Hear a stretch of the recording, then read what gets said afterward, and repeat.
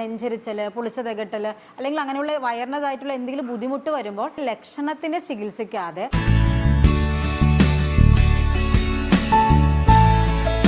ഡോക്ടറെ, ഈ വയറിന് പ്രശ്നം വരുമ്പോൾ ആളുകൾ പ്രോബയോട്ടിക്സ്, അതേപോലെ പ്രീബയോട്ടിക്സ്, പിന്നെ ചില മെഡിസിൻസ് ഒക്കെ എടുക്കുന്നുണ്ട്. അപ്പൊ അത് കഴിക്കുമ്പോൾ മാത്രം ഈ ബുദ്ധിമുട്ടുകൾ മാറുന്നുണ്ട്. സ്റ്റോപ്പ് ചെയ്യുമ്പോൾ എന്തുകൊണ്ടാണ് പിന്നെയും തിരിച്ചു വരുന്നത് ആ ബുദ്ധിമുട്ടുകൾ? ശരിക്കും അന്നനാളം മുതൽ നമ്മുടെ മലാശയം വരെ ഒരു 4 ലെയറുള്ള ഭിത്തികൾ കൊണ്ടാണ് നമ്മുടെ ശരീരം നിർമ്മിച്ചിട്ടുള്ളത്. അതിൽ ഏറ്റവും ഉള്ളിലെ ലെയർ എന്ന് പറയുന്നത് ഒരു മ്യൂക്കോസൽ ലെയർ എന്ന് പറയും. അതായത് ഒരു വഴുവഴുപ്പുള്ള ആവരണം പോലെ ഉണ്ടാവും.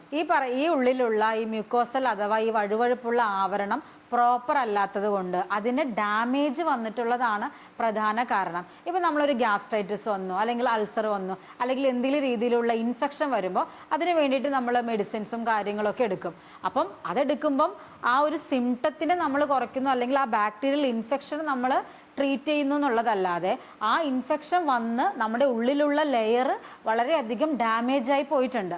അതിന് നമ്മൾ റിപ്പയർ ചെയ്യാത്തതാണ് പ്രധാന കാരണം. അപ്പൊ ഈ മ്യൂക്കോസൽ ലെയർ ശരിയാക്കാൻ നമ്മൾ എന്താ ചെയ്യേണ്ടത്? അപ്പൊ നമ്മുടെ ഈ മ്യൂക്കോസൽ ലെയറിനെ കറക്റ്റായിട്ട് റിപ്പയർ ചെയ്തെടുക്കുക, അതിന് ഇൻറ്റഗ്രിറ്റി കറക്റ്റ് ചെയ്യുക എന്നുള്ളതാണ് നമ്മൾ അതിന് പ്രധാനമായിട്ട് ചെയ്യേണ്ടത്. അപ്പോൾ അതിനെ ഹെൽപ്പ് ചെയ്യുന്ന 2 മിനറൽസ് ഉണ്ട്. അതായത് L-ഗ്ലൂട്ടാമിനും അതുപോലെ തന്നെ സിങ്ക് കാർനോസിൻ എന്ന് പറയും. ഈ L-ഗ്ലൂട്ടാമിൻ എന്ന് പറയുന്നത് നമ്മുടെ വയറിൽ അല്ലെങ്കിൽ കുടലിൻ്റെ സെല്ലുകളെ, കോശങ്ങളെ കറക്റ്റായി വെക്കാനും അതുപോലെ തന്നെ അവിടെ ഡാമേജ് വരാതിരിക്കാനായിട്ട് ഹെൽപ്പ് ചെയ്യുന്ന ഒരു മിനറലാണ്. ഇത് പ്രധാനമായിട്ടും ഈ മട്ടൻ്റെ ബ്രോത്തില്, ചിക്കൻ, അതുപോലെ തന്നെ എഗ്ഗ്, നട്ട്സ്, നമ്മുടെ ആൽമണ്ട്സ്, അതുപോലെ തന്നെ കാഷ്യൂ, അങ്ങനെയുള്ള നട്ട്സുകളിലുണ്ട്. സ്പിനാച്ച്, ക്യാബേജ്, അങ്ങനെയുള്ള ഫുഡിലൊക്കെ നമുക്ക് L-ഗ്ലൂട്ടാമിൻ കാണപ്പെടുന്നുണ്ട്.